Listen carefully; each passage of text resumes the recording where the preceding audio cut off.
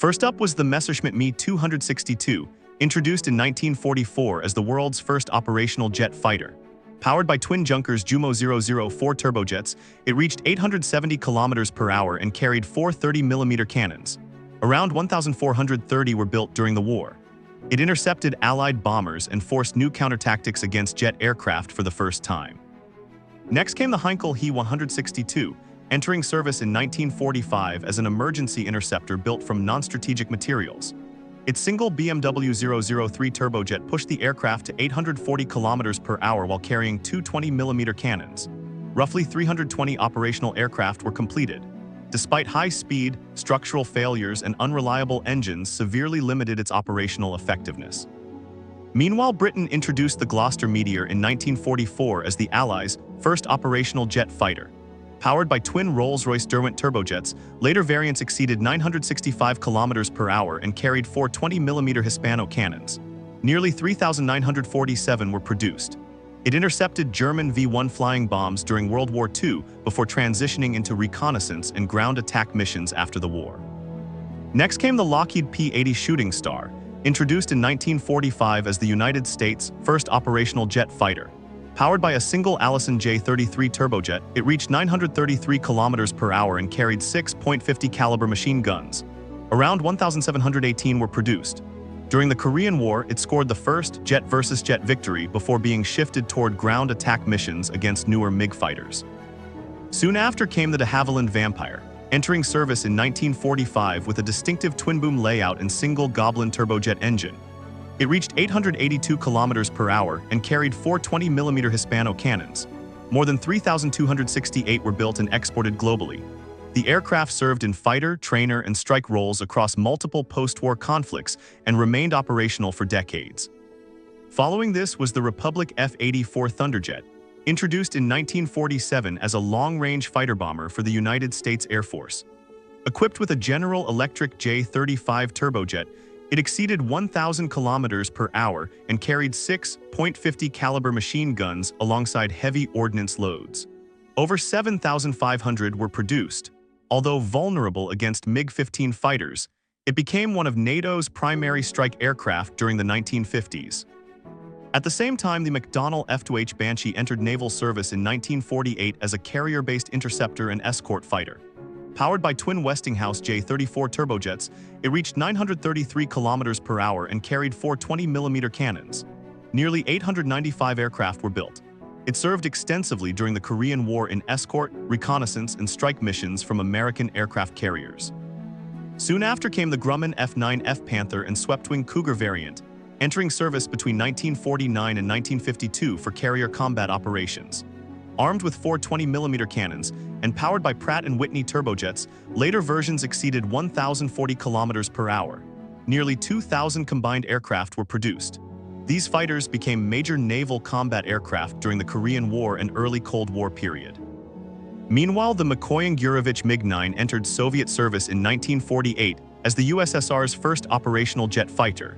Powered by twin RD-20 turbojets copied from German designs, it reached 910 kilometers per hour and carried one 37mm cannon alongside two 23mm cannons.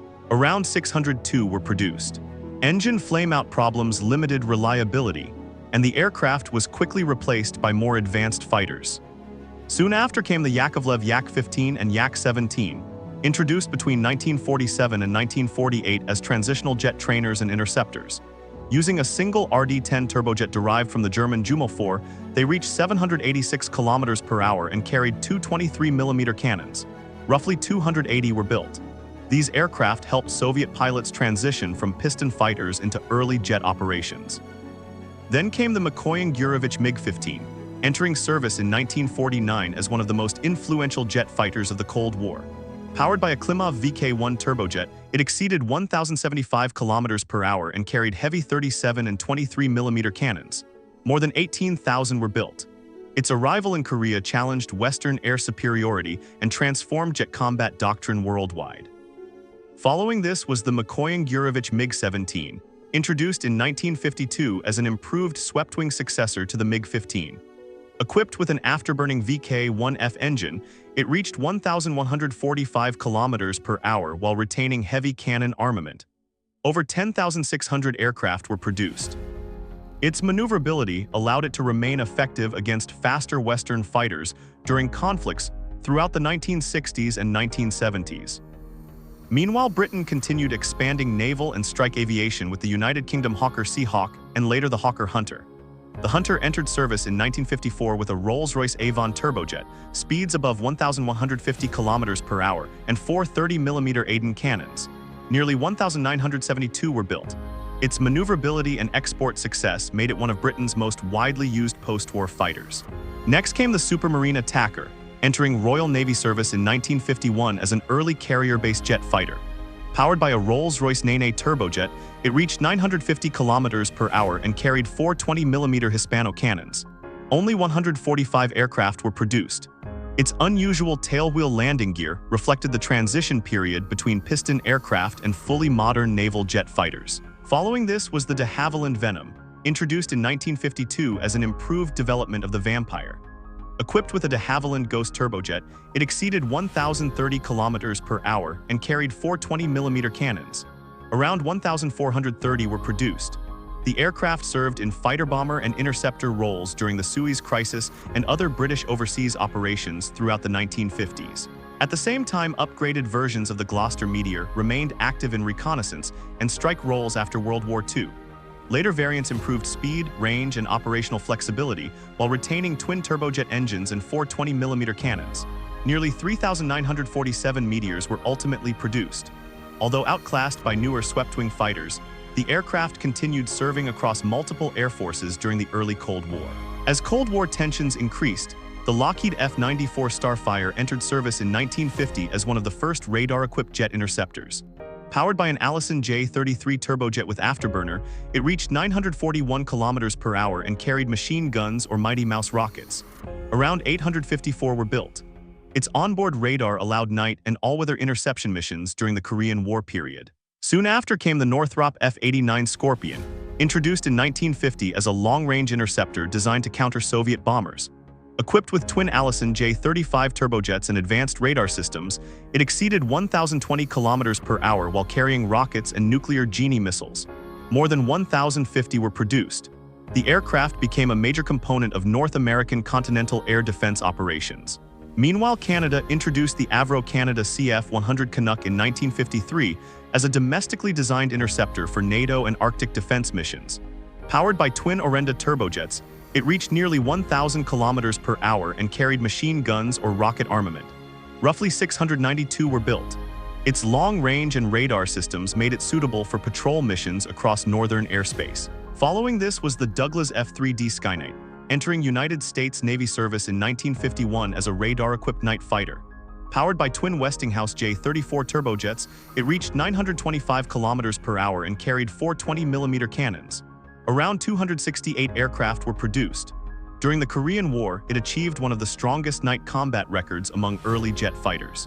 Meanwhile, Sweden introduced the Saab J-29 Tunnan in 1951 as a swept-wing fighter built for interception and ground attack missions. Powered by a licensed de Havilland Ghost turbojet, it exceeded 1,060 km per hour and carried four 20mm cannons. Around 661 were produced. The aircraft later operated during United Nations missions in the Congo during the early 1960s. Next came the Dassault Ouragan, entering service in 1952 as France's first domestically developed jet fighter. Equipped with a Hispano-Suiza Nene turbojet, it reached 940 km per hour and carried four 20mm cannons with rocket armament options. Nearly 350 were built. The aircraft served extensively with France, Israel, and India during multiple regional conflicts throughout the 1950s and 1960s. Following this was the Dassault Mystère 4, introduced in 1955 as a faster swept-wing development of earlier Dassault fighters. Powered by a Hispano-Suiza Verdun turbojet, it exceeded 1,120 km per hour and carried twin 30mm DEFA cannons. Around 421 were produced. Israeli-operated aircraft achieved successful combat results against Egyptian MiG fighters during the Suez Crisis period. At the same time, the Hawker Hunter continued expanding globally as one of the most exported British fighters of the Cold War. Equipped with a Rolls-Royce Avon turbojet and four 30mm Aden cannons, it exceeded 1,150 km per hour. Nearly 1,972 aircraft were built. The Hunter served in Europe, the Middle East, Africa, and South Asia across several decades. Finally came the Shenyang J-5, introduced in 1956 as China's licensed production version of the Soviet MiG-17. Powered by a WP-5 turbojet copied from the Klimov VK-1F, it exceeded 1,145 kilometers per hour and carried heavy cannon armament. Around 767 were produced. The aircraft expanded Chinese jet fighter production and served during regional tensions across the Taiwan Strait.